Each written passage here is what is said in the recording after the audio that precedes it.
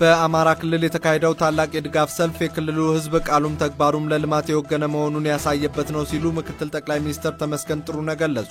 ምክትል ጠቅላይ ሚኒስትሩ በማህበራዊ ትስስር ገጻቸው ህዳሴ ከሁሉም ማዕዘናት ወደ አንድ ሀገራዊ የልማት እሳቤ እየተደመሩ ኃያል መሆንና የመተባበር ህያው ምልክት ነው ብለዋል። ሰልፉ እንደ አባይ ለታላቅ ግብ የመደመር ፈተናዎችን እያሸነፉ መሻገር ለልማት የተከፈለን መስዋዕትነት የማክበር የከበረ የህዝብ ድምጽ ነው ሲሉም ተናግረዋል።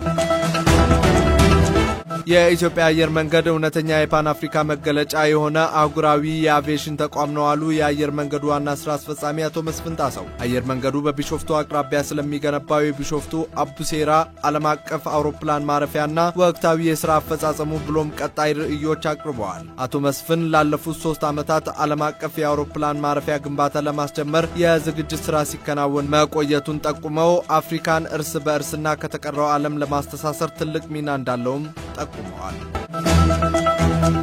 በአዲስ አበባ ከተማ ሚኪሊላንድ ኮንዶሚኒየም ያጋጠመው የመሬት መሰንጠቅ ነዋሪዎችን ያደጋ ስጋት ላይ እንዳይጥል የተለያዩ የጥንቃቄ ስራዎች እየተሰሩ ነው ተባለ። የከተማ አስተዳደሩ ከአዲስ አበባ ዩኒቨርሲቲ የጂኦሎጂ ትምህርት ክፍል ጋር በመተባበር በአፋጣኝ የተደረገ የጥናት ውጤት ዛሬ ይፋ እንደሚያደርግ ተሰምቷል። በዚህም የብሎክ 13 ነዋሪዎች የሆኑ 150 በላይ የቤተሰብ አባላትን ከነበሩበት ቦታ የማራቅ ስራ መሰራቱን ተነግሯል።